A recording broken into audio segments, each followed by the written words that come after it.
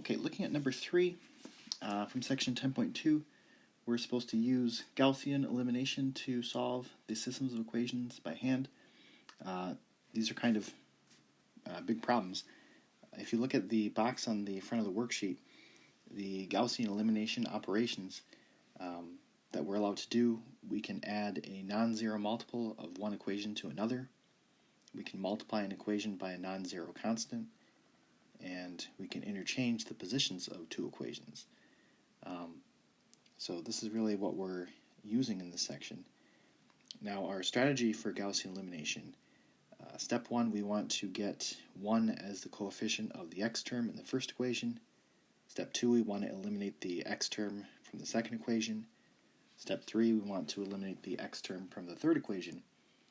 Step 4, we want to eliminate the y term from the third equation. And step 5 is we want to back substitute.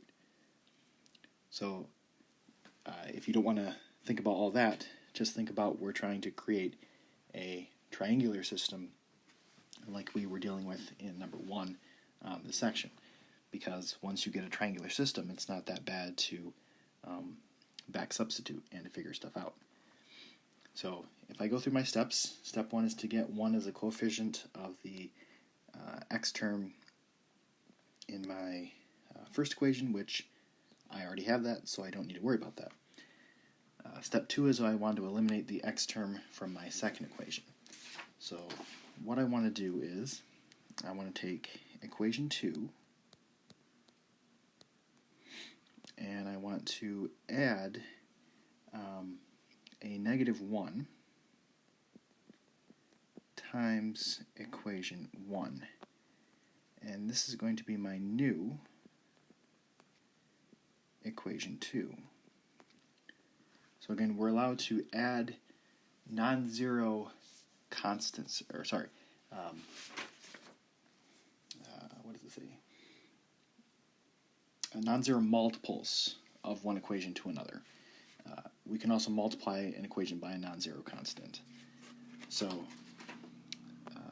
this is going to be, I'm going to show my work here, so this is my second equation, x plus 3y plus 3z is equal to 10, and I have negative x minus y minus z is equal to negative 4. So I've taken the second equation, and I'm adding negative 1 times the first equation to make my new equation 2. So the math behind this is very similar to the elimination method. So the x's go away, and I have 2y plus 2z is equal to 6. So this is all my work. So now I want to update the system. Let's see if I can do this. So I want to take I'm trying to do a copy and paste here. Copy my system and paste. That looks pretty good. So all of my equations are going to stay the same except for, again, I was updating equation 2. So I want to replace equation 2 now with the one that I just made. So 2y plus 2z is equal to 6.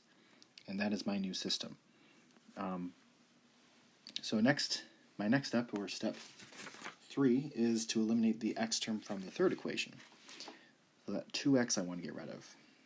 So I can do that if I take equation 3 and I add negative 2 times equation 1 to it to get my new equation 3. So I'm using equation 1 to essentially clear out all those x's. So I have 2x plus y minus z is equal to 3, and negative 2x minus 2y minus 2z is equal to negative 8. So if I add those guys up, I get negative y minus 3z is equal to negative 5. And that will be my new equation 3. So I'm running out of space here.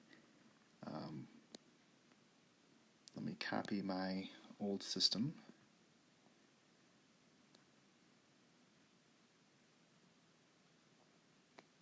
Okay, copy that. Let's go to a different slide. And I'm going to paste my system. And again, I was updating my third equation.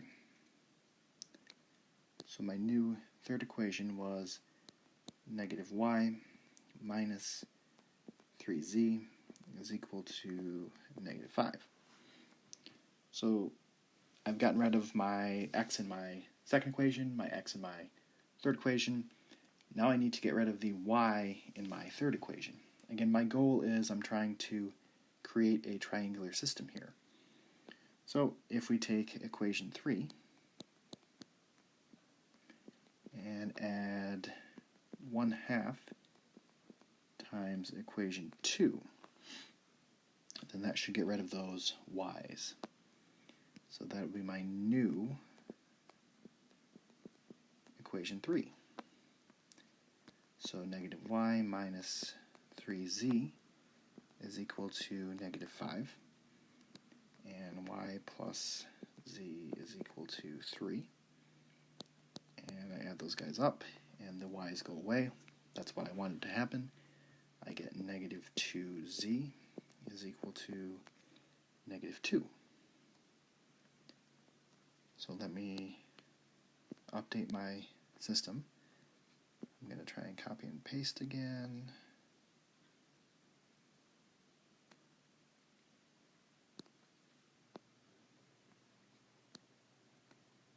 Paste. Okay. And again, I was updating my my third equation.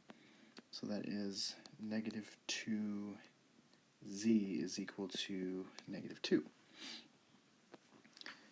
So once you have this is now a triangular system, meaning this looks like our triangular system from before.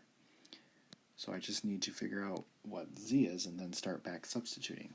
So this is the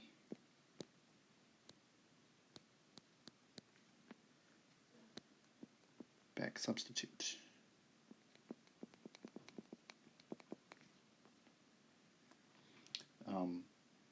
So first of all, we have negative 2z is equal to negative 2. So z is equal to 1. Then if I plug that back into the one above it, I have 2y plus 2 times 1 is equal to 6. So 2y is equal to 4, or y is equal to 2. And then let's go up here. X plus 2 plus 1, I'm plugging these both into the top equation. So I get x is equal to 1. So my final answer would be 1, 2, 1. So those are the x, y, and z coordinates that would work in all three equations.